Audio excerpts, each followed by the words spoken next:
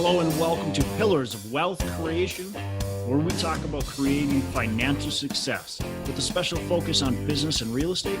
I'm your host, Todd Dexheimer. Now, let's get to it.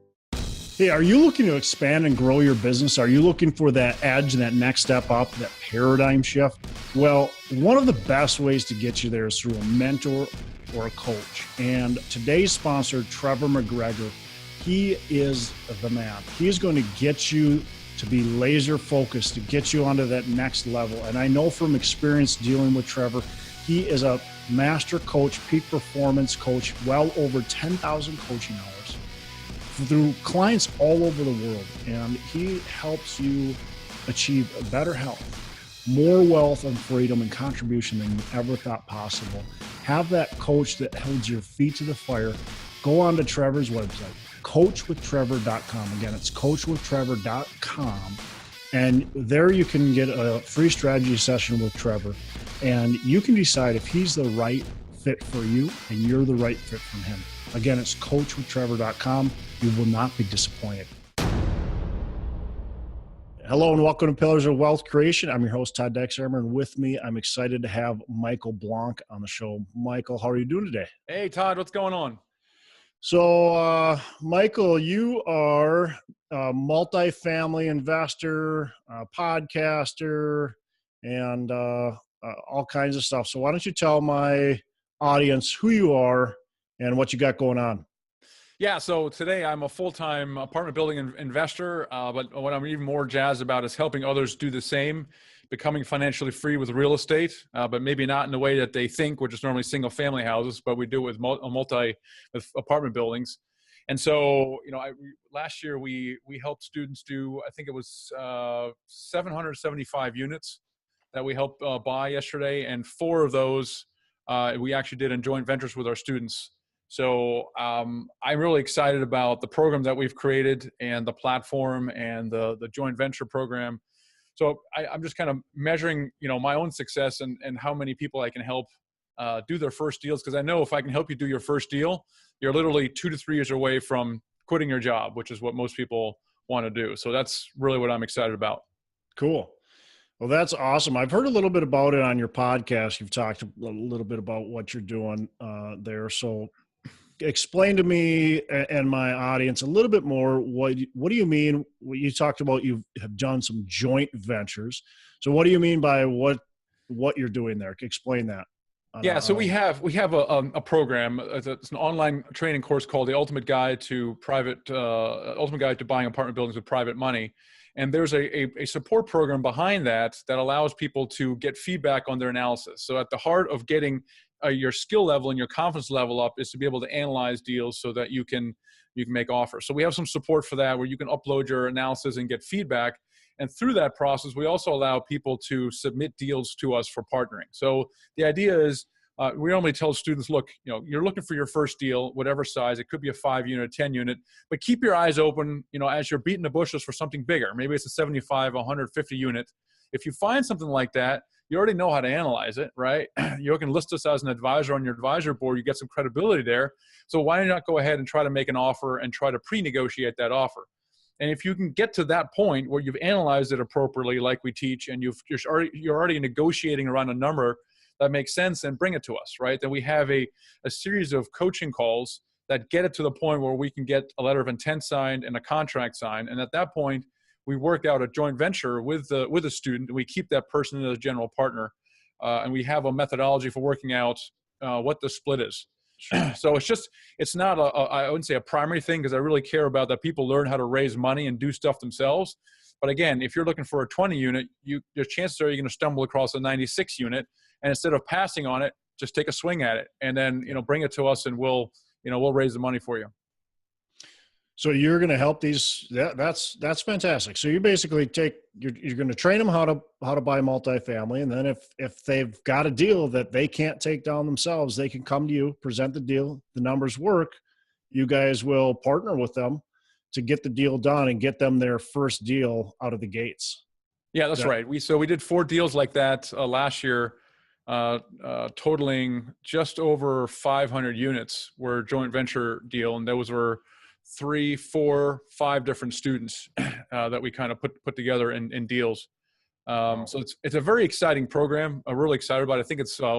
I think it's unique in the world. It's complicated to pull off. There's a lot of things that we evolved last year to make it smoother. Yeah. Setting expectations properly. Not every deal that people submit we're going to take, right? That doesn't mean though that you shouldn't do a deal like you did your first deal.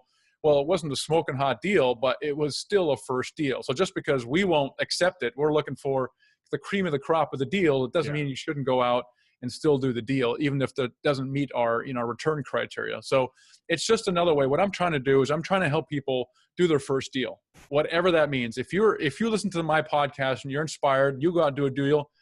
That's awesome. I love that, right? If you pay thousands of dollars in our coaching program, you do your first deal, that's great.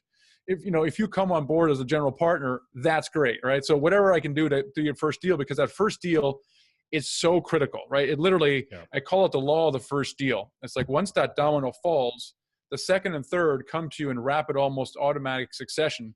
You'd almost have to expend more energy not to do the second or third, because you become like this deal magnet, this money magnet. And it's all hinged on that first deal. And so that's why I'm really excited about that first deal. I used to be a little bit like, you should go, you go big or go home. Why would you want to do a duplex? What a waste of time. But now in studying this, and just in studying this, I'm writing a book on it also, that even though the duplex may not be a meaningful step towards your end goal, if you're trying to replace $20,000 per month in income, it still triggers the law of the first deal. It's incredible. So before you kind of throw your hands up, go, this is too big, too complicated for me. And I'm going to try to push you in the comfort zone. But if I can't do that, and before you walk away, giving up, I'd rather you do a duplex than anything else, because it's still that powerful first deal. Yeah, I like that. If you're too scared to do a 20-unit deal, which you shouldn't be, but if you're too scared to do it, if you just some sort of mindset trigger doesn't allow you to do it, then do that duplex and get the deal done, and then do the 20-unit or then do the 100-unit deal. I love that. So let's rewind even farther. Talk to us about, how did you first, or, where did you come from? How did you first decide that you were going to be an apartment investor and get into the space? Well, I have a background like a lot of people. I was never surrounded by entrepreneurs. My dad was with IBM for 35 years. Yeah. So I just went to school. I ended up getting a degree in computer science, got a master's in computer science. I'm highly educated, Todd, highly educated, super smart, woo. And then just went on that route and was a programmer. I guess my first experience with more of an entrepreneurial environment was when I joined a software startup, and that was the right place and the right time. We went IPO'd in March 2000 and put a bunch of money in my pocket, and it was great. I stayed with the company way too long. All the fun people had already left. We got big and then got bought out, and then I was going to go out on my own. And then I read Rich Dad Poor Dad in 2004, and I was like, God, I am such an idiot.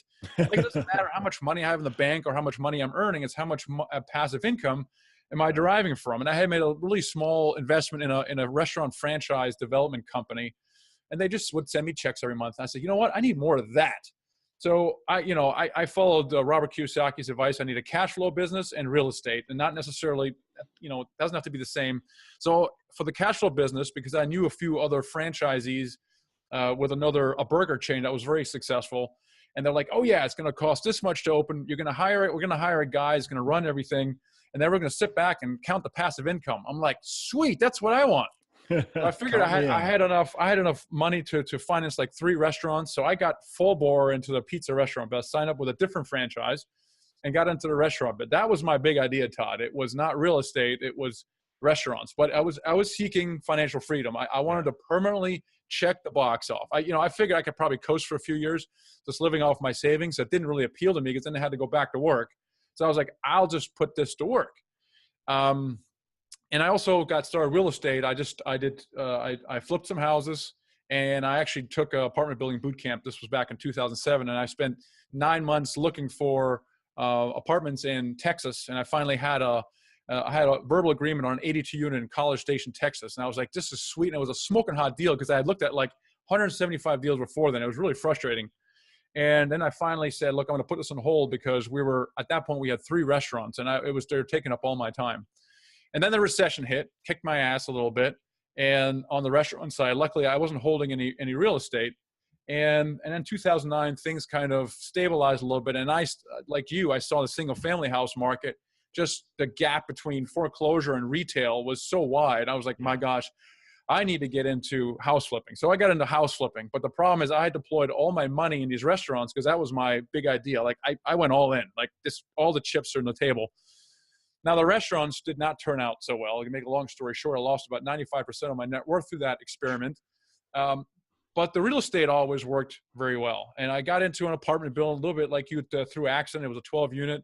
Didn't start off well at all. And I was like, my gosh, I think this was a mistake. And we just sold it, a month ago for a very healthy profit, but it was 6 years after I bought it. It just righted it. But the first 2 years were a disaster. I mean, everything that could have gone wrong literally went wrong. And I was like, this is this maybe not the best thing I could have done.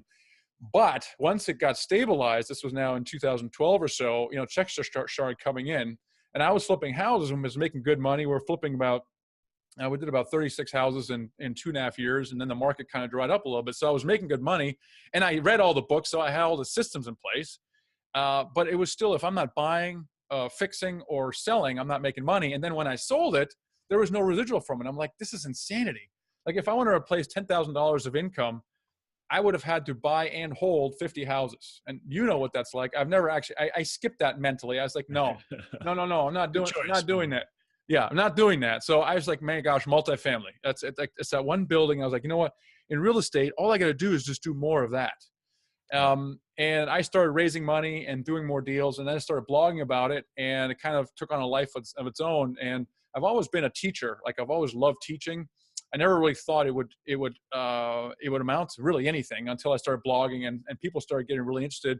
And I sensed that people really were looking to real estate to help them quit their jobs, become financially free. That's where everybody goes to RIA meetings every single month, but they're thinking single family houses. And if they just did an exercise like I did, I'm like, how many houses would you need to actually quit your job? It would take you a long time.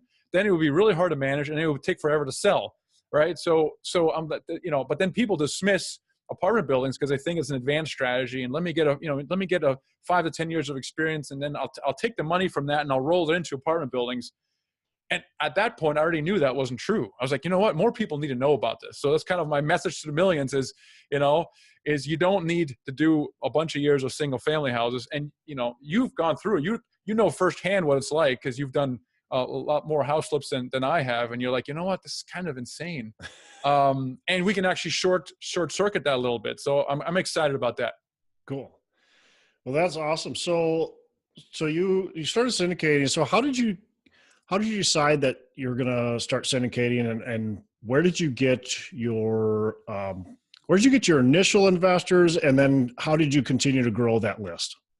Well, my first set of initial investors I got through the house flips because when I said in 2009, I wanted to get into house flips. I felt like I needed to take advantage of the market, but I didn't have any more capital. So I just started talking to people about it. I was like, we're going to get into house flips. Here's what I'm seeing in a market, huge opportunity. And then someone says, sure, I'm in for $50,000. And I'm like, oh my gosh, someone's dumb enough to want to invest with me, and I was like, okay, well, let me try that again. And then, and then a second person was like, it was a 6-month hold, 12% simple interest. And it was really simple. And it blew my mind, Todd. I mean, I was like, holy cow, let me get this straight. I'm not limited by my own limited financial resources. I just got to find deals and find the money and put them together. And that was a huge light bulb for me. So that building I bought, the 12 units, the same way, that was a true syndication. It was a little small for syndication, but I wanted to try it, right? So I hired the SEC attorney and did a pre-PM and had 5 investors in there at $50,000 each. And it was, from that perspective, it just worked great. Because once I saw the light bulb go off, I'm like, my gosh, I'm just going to start raising money. Now, what I found interesting is of the 30 investors or so I had for the house flips, only 2 came over on the multifamily side because my minimums were a little higher. Most of them were uncomfortable and deploying their money for more than 6 months. There was a combination of things. And I just found there was just another example where I thought, I could graduate from the single family house thing and it would just give me a leg up. And it wasn't. like hardly any of my investors came with me. I had to learn how to raise the money from scratch. And when I told brokers that I flipped 3 dozen houses, they're like, yeah, but how many multifamily have you done? I'm like, well, none, but look at all the houses I flipped. They're like, no, you're an idiot. You're a newbie, right? Come talk to me when you have some track record. And I didn't know this, so I didn't have a team behind me. I thought it was just me. And so I got like no credit for the single family house I've done. It boggled my mind. Yeah, I get the same thing. I mean, yeah, I flipped 150 houses. Oh, wow, that's really impressive. But it doesn't mean anything to them as far as multifamily. Like, unbelievable, right? Right? It's so counterintuitive. Yeah, exactly. So then how did you build, so you got your first investors, then how did you build that investor kind of base? How did you grow that? Well, I grew it out of my program. So my idea was, and maybe I was thinking bigger at the time. It like almost seems like it kind of grows from there. But I was really thinking that I was really envisioning this platform, right, where people would be able to know how to find deals, analyze deals, make offers, and then we would then connect with people who had money, but on a much grander scale, and then connect the two, and with me somewhere in the middle. Yeah. Right. And so I thought about this, and I thought, I don't think this exists anywhere else. And so I just started to kind of work towards that. And that finally launched in late 2016 with this program I just kind of just described a little bit, both, I mean, primarily educational, but also some joint venturing and stuff like that. And when we closed our first deal last April, it was awesome because I had worked for like 3 years towards putting this thing together. And then finally it had come to fruition.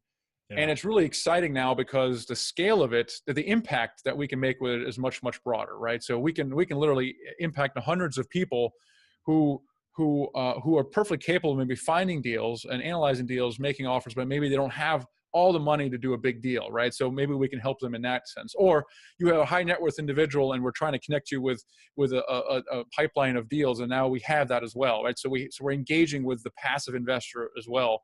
And so that was kind of my strategy is kind of doing this on a much larger level. So we did, a little bit over 500 units, 527 units last year, and hopefully we'll do 1,000 units. I know you want to do close to 1,000 units yourself. So seems like a good goal. Well, and you're going to probably find out that your law of the first deal works in this aspect as well. I mean, you guys did your first deal. You've done a bunch of them now. You're going to probably do at least double, if not more than that, this year as well. So the challenge is keeping up, right? And I think you're hitting that as well. When you reach a certain scale, you're like, oh my gosh, I have a whole different problem now. I can manage 15 investors, but managing 100 investors, that's a totally different, different and totally different game as well. One deal at a time, but 2 deals at a time. How do I deal with that? 3 deals at a time. So it's forcing me to kind of put a little more of a corporate cap on, going, okay, what kind of structure do we need here, right? And if I want to keep up with people, how do I make sure I raise enough money, right? Because we raised $3.4 million for the last deal.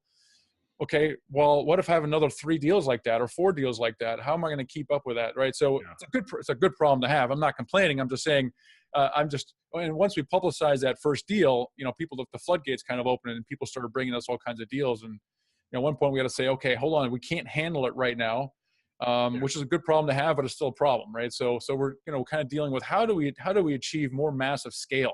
How could we do 5,000 units per year? I mean, what would that look like? So that leads me to a couple questions.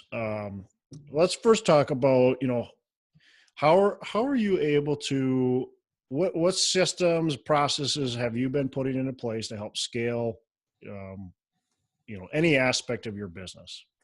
So it really depends on where you are, right? Because I have bootstrapped stuff from nothing, right? Because you don't have any revenue coming in. Well, you can't hire a virtual assistant. Like, hire search. Yeah, but with what money?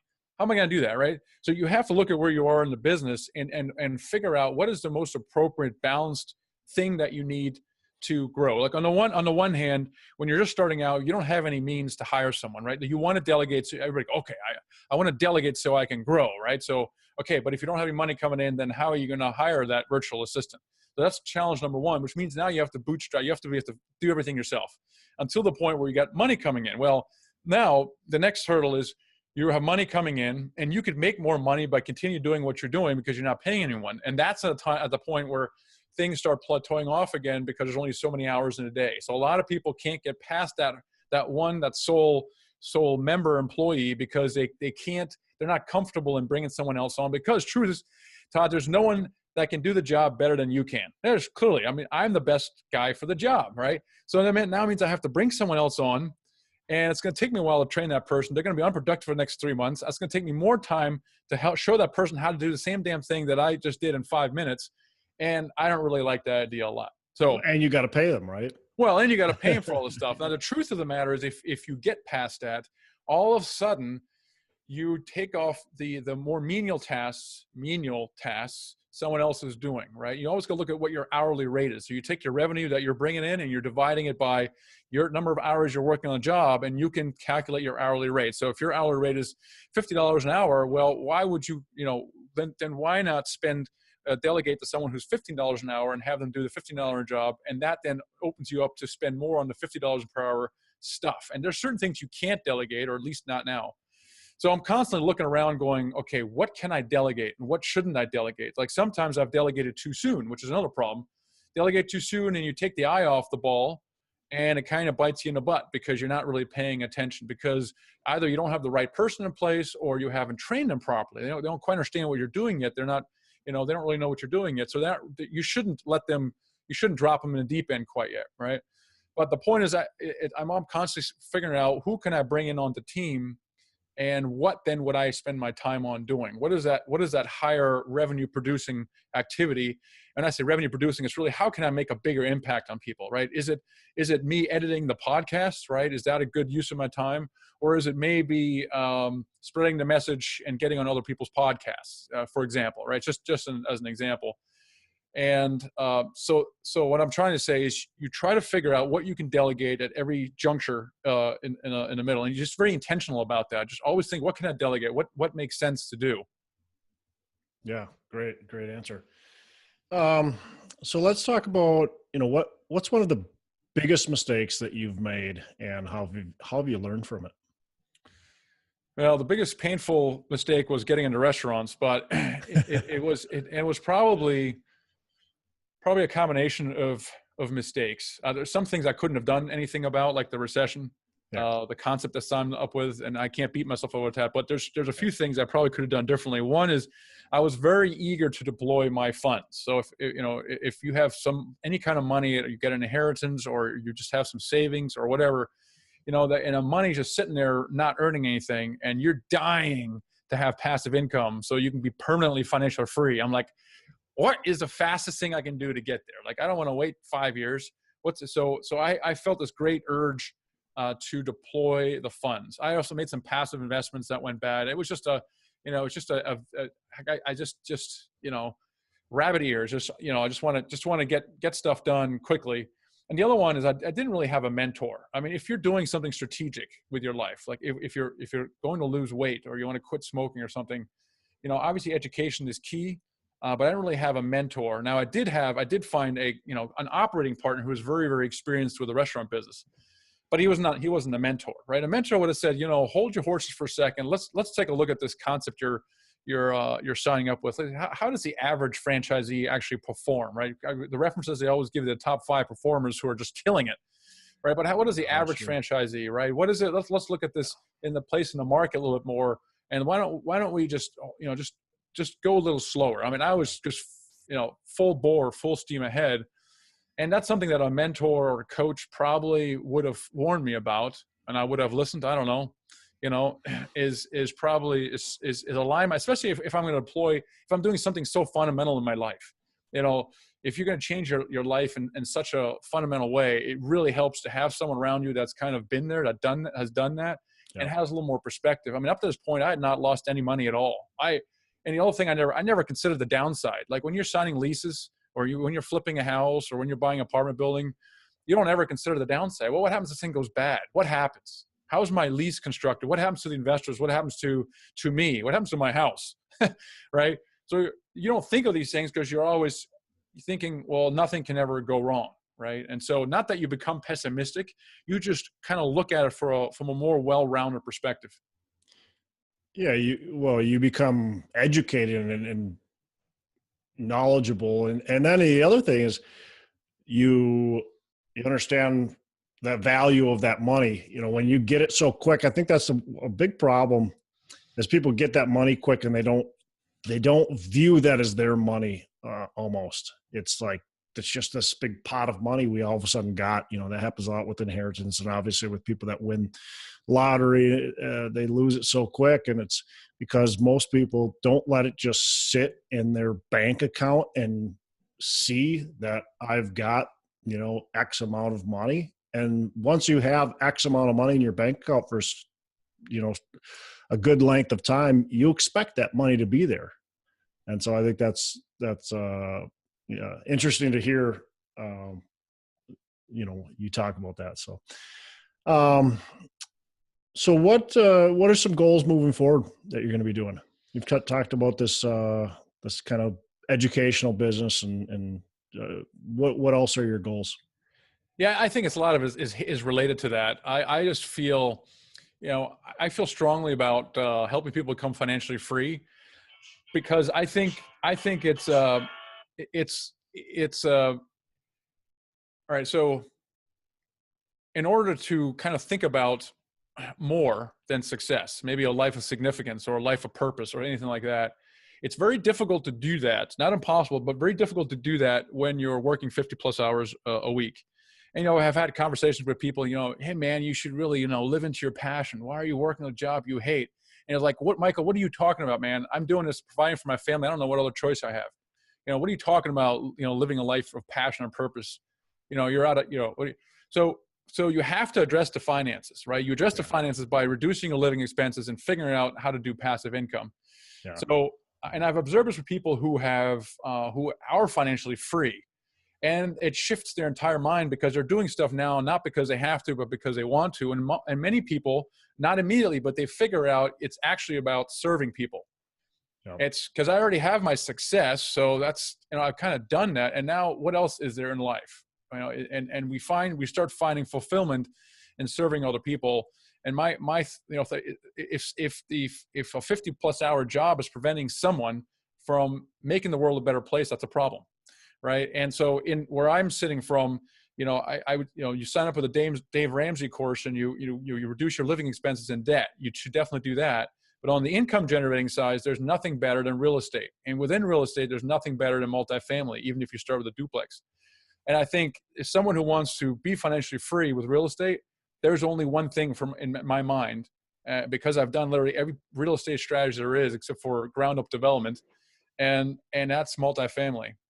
And the good news for me and others is that you can do it without any kind of track record and without any of your own money, which I didn't know before either. And so I just think that's something that real estate investors just need to know about. So that's what I'm really excited about is just increasing the impact that we can make off the stuff we've done. And, it seems like, helping 1,000 people become financially free is not a bad goal. So, and all that starts with the first deal, because once they do their first deal, they don't need me anymore. They're off to the races. They're going to do their second or third, and they're done. I mean, it usually takes 3 deals, and shoot, you've done it as well. And they keep getting progressively bigger. And after 3 deals, they're done. And you can sit on the beach, or you can keep doing it, whatever you want to do. And I just think that's extremely powerful. Yeah, and most people are going to want to keep on doing it because it's so much fun. Yes, yes, it is. So, what's your favorite book? Aside from Rich Dad Poor Dad, I don't know if I have a favorite book. I read constantly. I'll probably read a book or more a month. So, what are you reading right now then that you're enjoying? I'm reading a non-business book right now, so it's going to be a little less relevant. It's about the rites of passage for boys. So, how boys become men. So that's not really that relevant. I think the most recent book that I really enjoyed, I almost think I read it twice, was The One Thing by Gary Keller. Sure. Which kind of articulated things that I was already doing a little bit, but it didn't bring it to the forefront of consciousness, right? So when you're just focusing on what's the one thing that if you could do would make everything else easier or even unnecessary? Yeah. And that's pretty cool. That's a great question to ask. Yeah. And then how do you block off time so that you can make progress towards that goal? And so that was that was a pretty cool recent book that I had read. Okay, cool. So last question before we wrap up is, what is your definition to the secret of financial freedom? Deciding that you want financial freedom. I was about to say multifamily, but it's real much more fundamental than that. Yeah. It's really deciding. I found that people who don't take action are not successful, are the people who actually have decided that they don't really want something. Because their current life ain't so bad, right? Yeah. Why change something? So it's really, and on the other hand, people who have fundamentally decided, all of a sudden there can be no other outcome but that what they've already decided. It's like this universal principle, and they have no choice but to take action, and the universe has no choice but to give that which they've already decided to be true. It sounds really frou-frou, but now I've observed it now more and more in me and other people, and it really comes down to deciding what someone really wants. It's that fundamental. And then you do multifamily. Well, well, and I think, when you talk about deciding, it's not just that you're going to just say it, right? You don't just say it. You have to actually truly decide it, right? Oh, yeah. It's got to be within you. It's got to consume you. That's the decision that you're talking about. It's not just, that's right, I'm going to buy multifamily. Well, no, it's much more fundamental than that. And normally it's an emotional trigger. It's like, my daughter, I can't go to my daughter's rehearsal tomorrow, and she started crying. It's like, I just got laid off of my job, or whatever. It's typically at a much visceral, emotional level where someone says, enough is enough. This cannot go on anymore. Yeah. It has to be able to consume you. Yep. Cool. Well, I appreciate you coming on this show. I actually had a lot of fun because I love talking about multifamily, which obviously you're passionate about. And I love talking about mindset and stuff like that you've hit on a lot. So appreciate you coming on the show and spending time with us. How do people get in touch with you? Everybody's I'm sure going to want to learn a lot more about what you got going on. So how can they get in touch with you? Yeah, I mean, one of the first things I think, especially financial freedom multifamily, is the art of learning money. So I think one next step would be for people to grab my free ebook. It's called The Secret to Raising Money for Your First Apartment Building Deal. Okay. And you can get it at themichaelblanc.com /ebook. So it's THE and then my name, michaelblanc.com. themichaelblanc.com. And then there's if you were interested in multifamily, I would just consume all of my podcasts and YouTube videos and blog articles and just see if it's right for you. And if it is, just take the next step, educate yourself. I offer some programs, but there's others out there, and then to really just get into it. So where can they get to your podcast? Yeah, just search for Apartment Building Investing Podcast, or just go to themichaelblanc.com, and there's a link to all the episodes. They can download it in their browser or on iTunes as well. Cool. Awesome. Well, Michael, I really appreciate you spending time with us, and you have a fantastic rest of the day. Thank you so much, Todd. Appreciate it. Thank you. Hey, I want to thank Michael Blanc for coming on the show and talking to us about what he's got going on and exciting things that he's doing. So appreciate him sharing with us what he's doing and how he's helping really tons of people out in a positive way. So 3 things that I took away from this interview. One is, make sure you do your first deal, get that first deal done, and do it the way that you planned on doing it. So if you've got a plan to invest in apartment buildings, buy your first apartment building and make sure you don't hesitate and wait too long. So buy that first deal. And as Michael talks about it, he says it's the law of the first deal and law of attraction, right? If you buy one apartment building, you're going to go and buy a second, a third, and a fourth. And it's that snowball effect. It just becomes ultimately a lot easier and quicker to go. So great advice from him there. The next one is be purposeful with your investing. Don't just invest to invest. He didn't say that necessarily verbatim, but I took that from his conversation about when he got that lump of money. And he's talking about he invested in this restaurant business. He did some other investments that didn't make any money. And he was just looking to deploy capital as quickly as possible without really thinking carefully about it. And there's a difference between jumping in too quick and analysis paralysis. And so you want to make sure that you are prepared and educated, but you also want to make sure that you, again, like he said, do your first deal. So, but he got that money. He just wanted to deploy it. And if you end up, for any reason, getting that type of money, or a big chunk, or you've got investors that are interested in investing with you, instead of going quickly and just getting something done right away without that knowledge and that education, you've got to step back, really think about it, and make sure you're making an educated and informed decision. So great advice there. And then the last thing is decide. And he talked about deciding, really what you want and where you're going, and making sure that your decision is, true. I mean, a true decision, not just I'm going to do this, but this is my burning desire. This is my burning passion, and this is what's going to happen. So once you decide, you're going to move forward in that, and you're not going to quit. So awesome interview with Michael. I really love talking with other apartment investors that are doing the same thing as me. That's always fun interviews for me in a selfish way. So appreciate him coming on the show. You can reach him at themichaelblanc.com. You can get his free ebook at themichaelblanc /ebook. And we'll have that in the show notes, so you can go directly to his webpage. Check out his podcast too. You can go right on to his webpage, themichaelblanc.com, and click on his podcast, or just search for him in iTunes or wherever you're listening, and you'll find it as well. And Blanc is Blank. You can reach him. So appreciate him being on the show, and I hope you got a ton of value from this episode. Make every day a Saturday. Hey, are you looking to expand and grow your business? Are you looking for that edge and that next step up, that paradigm shift? Well, one of the best ways to get you there is through a mentor or a coach. And today's sponsor, Trevor McGregor, he is the man. He's going to get you to be laser focused, to get you onto that next level. And I know from experience dealing with Trevor, he is a master coach, peak performance coach, well over 10,000 coaching hours through clients all over the world. And he helps you achieve better health, more wealth and freedom and contribution than you ever thought possible. Have that coach that holds your feet to the fire. Go on to Trevor's website, coachwithtrevor.com. Again, it's coachwithtrevor.com. And there you can get a free strategy session with Trevor.